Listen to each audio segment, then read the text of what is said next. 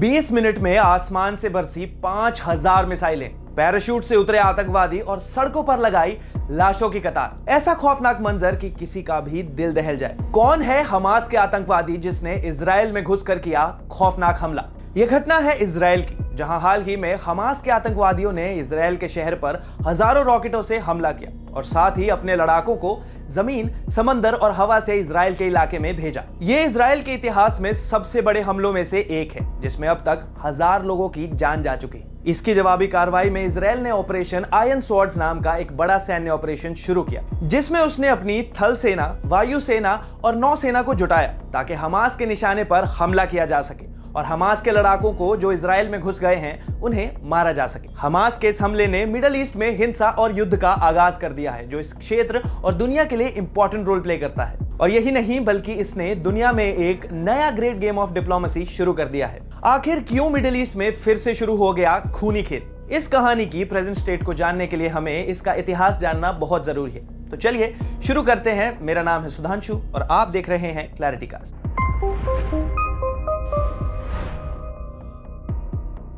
Israel और Palestine के बीच का संघर्ष दशकों से चल रहा है, जिसमें अक्सर हथियारों का इस्तेमाल भी होता है और हजारों लोग मारे जाते हैं। इस कॉन्फ्लिक्ट की जड़ें 19वीं सदी के आखिरी हिस्से में है। जूस ने ऑटोमन एम्पायर में पैलेस्टीन के अपने लोगों के लिए एक देश बनाने की कोशिश की, लेकिन वो असफल रहे। लेकिन 1917 में ब्रिटिश सरकार ने बेल्फोर डिक्लेरेशन जारी किया, जो पैलेस्टीन में एक ज्यूइश देश के विचार का समर्थन करता है, जिसके कारण इस लैंड में ज्यूइश इमिग्रेंट्स का आना शुरू हो गया।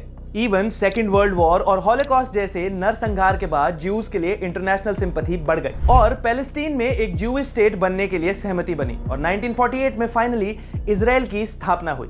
इजराइल की स्थापना के बाद उसे कई युद्ध का सामना करना पड़ा, जिसमें सबसे इंपॉर्टेंट युद्ध 1948, 1956, 1967 और 1973 में हुए। और जानने की बात यह है कि सभी युद्ध में इजराइल की जीत हुई। जहां तक पैलेस्टीन लोगों की बात है, तो उनका मकसद है कि वो अपने ऐतिहासिक पैलेस्टीन, जो कि ईस्ट में जेरूसलम के होली सिटी में है, उसका एक हिस्सा लेकर अपना अलग देश बनाना चाहते हैं। लेकिन वास्तव में इजराइल अपनी सीमाओं को नियंत्रित रखता है और वेस्ट बैंक पर भी नियंत्रण रखता है। गाजा स्ट्रिप पर भी इजराइल इजिप्ट के साथ नाकाबंदी करता है। दोनों पार्टियां कई साल से पीस टॉक्स में भी शामिल हुई हैं, लेकिन इतने समय बाद भी एक स्थायी शांति समझौता अभी तक हासिल नहीं हुआ। इस कॉन्फ्लिक्ट में हिंसा भी हुई है, जिसमें पैलेस्टीन आतंकवादियों के आतंकी हमले और इजरायली सेना के अभियान शामिल है। तो आखिरकार ये हमास क्या है? हमास एक पैलेस्टीन इस्लामिस्ट ग्रुप है जो गाजा स्ट्रिप को कंट्रोल करता है, जो एक छोटा सा सी कनेक्टेड इलाका है जो इजराइल और इजिप्ट के बीच में है। हमास को 1987 में स्थापित किया था और ये मुस्लिम ब्रदरहुड की एक शाखा है, जो एक अंतरराष्ट्रीय आंदोलन है जो मुस्लिम मेजॉरिटी देश में इस्लामी रूल स्थापित करना चाहता है। हमास इजराइल के साथ किसी भी डायलॉग एंड पीस पैक्ट्स को नहीं मानता और हिंसा का इस्तेमाल अपने लक्ष्य को हासिल करने का एकमात्र तरीका मानता है। हमास का एक पॉलिटिकल विंग और एक आर्म्ड विंग है।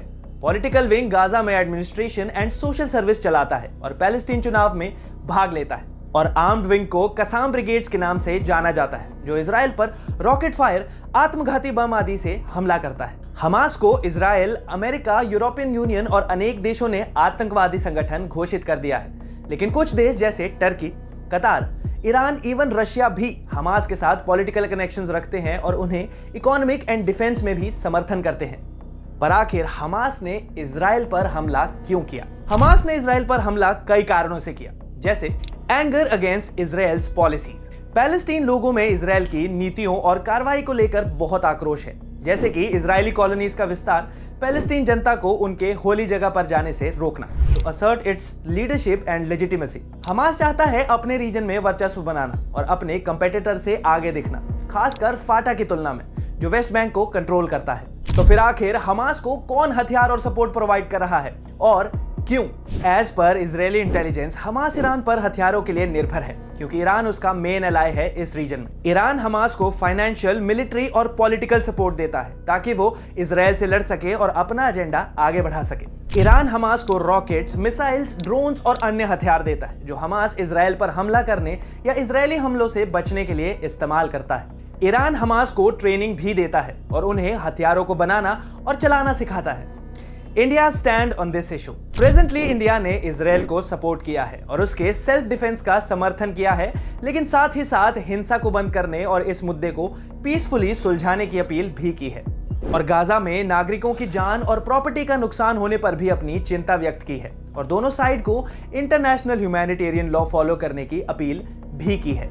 New great geopolitics game. Israel और हमास के इस कॉन्फ्लिक्ट ने कई देशों के रिलेशंस जैसे रशिया इजराइल को एक नए रूप में ढाला और चेंज किया है। इस कॉन्फ्लिक्ट ने प्रॉक्सी वॉर का खतरा भी बढ़ा दिया है क्योंकि दोनों देश सीरिया में क्लोजली काम करते हैं, जहां रशिया बशर अल असद की सरकार का समर्थन करता है और इजराइल ईरान, हिजबुल्लाह और सीरियन सरकार के निशानों पर हमला करता है। इस कॉन्फ्लिक्ट ने रीजन और दुनिया के जियोपॉलिटिक्स गेम को भी इंपैक्ट किया है क्योंकि इसने अलग अलग देशों, अलाइनमेंट्स और अलायंसेस पर असर डाला है। आइए नजर डालते हैं कुछ नए अलायंसेस पर जो बन रहे हैं या मजबूत हो रहे हैं। ईरान, जो रशिया द्वारा समर्थित है, कतार, टर्की और सऊदी अरेबिया। ये देश पैलेस्टीन का समर्थन करते हैं और इजराइल को गाजा में अटैक और अट्रॉसिटीज के लिए दोषी मानते हैं। ये सभी हमास और अन्य पैलेस्टीनियन ग्रुप्स को ह्यूमैनिटेरियन एड और पॉलिटिकल बैकिंग भी देते हैं और ये शेयर करता है common vision of promoting Islamic solidarity and influence in the region and beyond. United States, India, France और जर्मनी, ये देश इजराइल के राइट टू सेल्फ डिफेंस और हमास के टेररिज्म की निंदा करते हैं और इन्होंने दोनों साइड्स को सिचुएशन डी एस्केलेट और सिविलियन कैजुअलिटीज को अवॉइड करने को कहा है। ये सारे देश इस रीजन में पीस एंड स्टेबिलिटी को प्रमोट करते हैं और डेमोक्रेटिक वैल्यूज जैसे ह्यूमन राइट्स को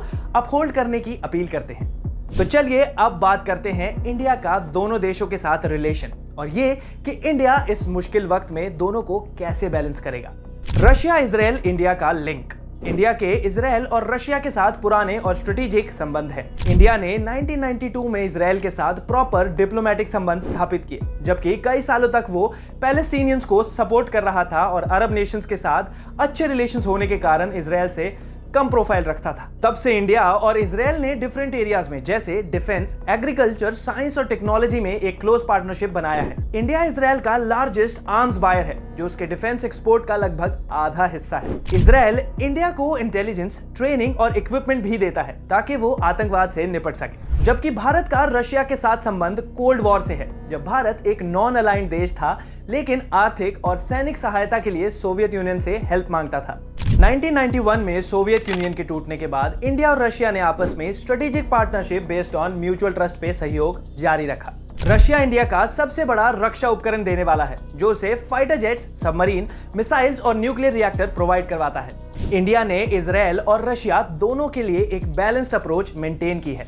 फॉर एग्जाम्पल, इंडिया ने इजराइल के राइट टू एग्जिस्ट को सपोर्ट किया और पैलेस्टीनियन लोगों के अपने राज्य के लेजिटिमेट हक को भी माना है, लेकिन साथ ही कॉन्फ्लिक्ट्स को शांतिपूर्ण तरीके से हल करने के लिए बातचीत भी की है। इसी तरह इंडिया ने रशिया के साथ रीजनल और ग्लोबल इश्यूज पर जैसे आतंकवाद, ऊर्जा सुरक्षा और क्लाइमेट चेंज पर सहयोग किया है, लेकिन साथ ही साथ अपनी स्ट्रेटेजिक ऑटोनॉमी मेंटेन की है और नई पार्टनरशिप भी बनाई है। इंडिया का कॉम्प्लेक्स बैलेंसिंग एक्ट, जो कि काफी मुश्किल एक्ट है, उसके पुराने दोस्त रशिया और नए दोस्त इजराइल से बढ़ते हुए सहयोग और उनके हमास पर हमले से ये सिचुएशन और भी कॉम्प्लेक्स हो गई है।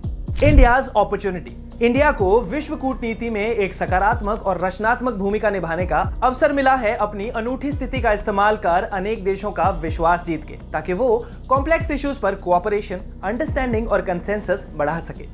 जैसा कि हाल ही में हुए G20 कंसेंसस में आप सबने देखा, इंडिया अपने प्रभाव और गुडविल का इस्तेमाल कर सकता है ताकि वो पक्षों की स्थिति को शांत करने और शांति प्रक्रिया को फिर से शुरू करने और सिचुएशन को डी एस्केलेट करने में हेल्प कर सके। लास्टली, इंडिया अपनी मेंबरशिप को यूज कर सकता है जैसे UN, SCO और ब्रिक्स, ताकि एक कॉमन विजन और एजेंडा रीजनल और ग्लोबल पीस और डेवलपमेंट के लिए स्थापित किया जा सके। तो ये थी हमारी अंडरस्टैंडिंग और रिसर्च इस टॉपिक को लेकर। आप अपने विचार हमें कमेंट्स में दे सकते हैं। And if you have come this far, please don't forget to like, share and subscribe. Thank you for watching Clarity cast.